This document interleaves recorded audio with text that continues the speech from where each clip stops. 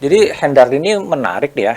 Dia di era-era Orde Baru ya masuk ke Aceh ya, masuk ke Aceh di waktu itu Aceh sebuah daerah operasi militer di bawah rezim Soeharto gitu loh. Cerita gimana masuk ke Aceh pada waktu itu? Iya, saya masuk itu tahun 90-an ya, saya kira atau 89 akhir. Setelah peristiwa Wajapara di Lampung yang sempat saya ini juga datangi ya, investigasi.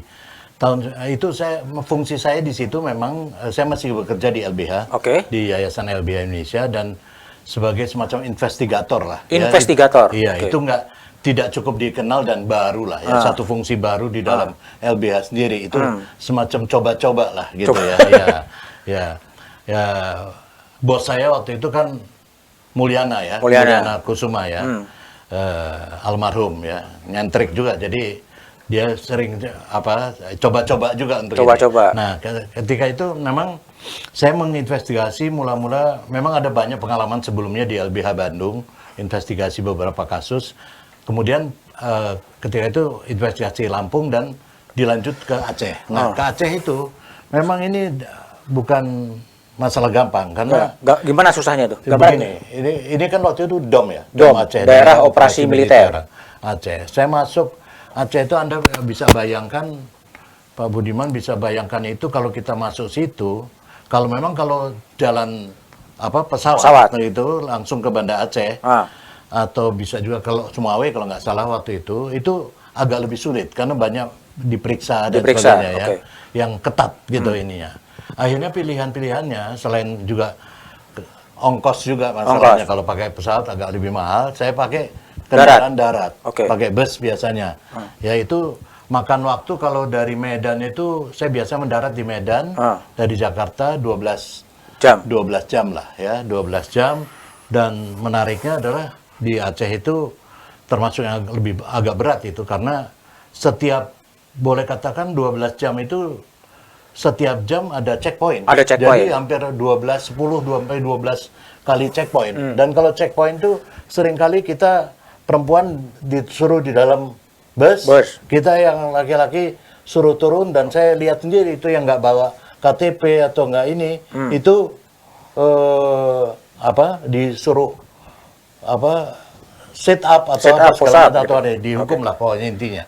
Nah saya sendiri juga tidak mudah. Kalau saya pakai kartu LBH, udah pasti masuk Aceh di perbatasan aja udah disuruh pulang. Terus gimana cara masuknya itu?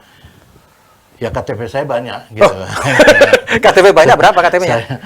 Mungkin ada paling minimal 7 lah ya. 7? Ya kalau habis saya ganti baru lagi. Loh, gitu. 7. Gimana bisa buatnya di mana?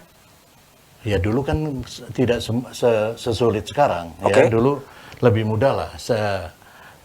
Saya punya KTP Lampung, KTP Jakarta, KTP Bandung, atau beberapa KTP lain yang ini, karena bisa dibantu lah biasa.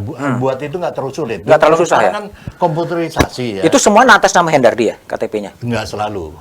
Bisa juga nama lain tapi fotonya sama. Dan profesinya beda-beda? Profesinya beda-beda. Apa tuh profesinya? Ada macam-macam, ada swasta, pedagang, atau tukang kayu gitu. Tukang kayu gitu. Tukang kayu itu waktu di Timur. Tukang kayu. Bukan tukang, pengusaha kayu. Pengusaha kayu. Kalau pengusaha kayu saya waktu di Timur saya pakai itu. Itu label yang saya pakai terus itu. Tukang pengusaha kayu itu. Kalau di Aceh ganti-ganti saya. Di Aceh profesinya apa? Profesinya macam-macam, saya nggak ingat juga. Udah nggak ingat KTP saya, macam ada yang mahasiswa, saya dulu muka saya masih muda. Ya kan, mahasiswa, ada yang saya tulis ada yang pengusaha, ada pedagang atau ada macam-macam. Tapi pendeknya saya menghindari, saya pakai LBH, identitas LBH. Yang kedua pakai KTP asli. Lalu ngaku siapa kalau nggak pakai LBH? Saya menghindari bahwa itu dari Jakarta. Dari Jakarta. Nah, jadi di setiap kota di Jakarta biasanya KTP saya Jakarta saya simpan. Nah, jadi KTP mana yang dipakai? Macam-macam. Lampung, KTP. Seingat saya punya Lampung ya. Punya juga Serang ya. Serang. Terus, Bandung. Saya lama di Bandung jadi udah pasti gampang lah. Di Bandung mungkin ada beberapa gitu. Ganti-gantian bisa saya pakai. Ya karena saya beberapa kali investigasi kan ke sana jadi kan bisa hari ini saya pakai ini, besoknya saya pakai lain lagi gitu ininya. Itu hanya untuk bisa masuk ke dalam ya? Menghindar itu. Karena Menghindar. kalau kita pakai apa KTP itu yang saya hindari kan, KTP pakai KTP Jakarta atau identitas LBH sendiri. Lah wong saya nggak mengaku dari LBH kok di situ. Oh. Karena LBH juga pada kenyataannya di sana ketika peristiwa itu orang ditangkap-tangkapi dan diproses hukum, kita nggak boleh juga bela dia, dihindari. Dan saya itu juga kalau pergi seperti ke Aceh itu, kalau diinvestigasi begitu, tentu aja saya biasanya bikin semacam surat Pak Budiman. Surat? Ya. Surat apa? Surat ke bos saya Mulyana. Tapi hanya dia yang tahu. Bahwa? Ya, hanya dia yang tahu bahwa saya mengundurkan diri dari LBH. Jadi setiap operasi penyamaran didahului dengan surat pengunduran diri. Pengunduran diri. Karena apa? Karena saya nggak mau lembaga terlibat. Ya.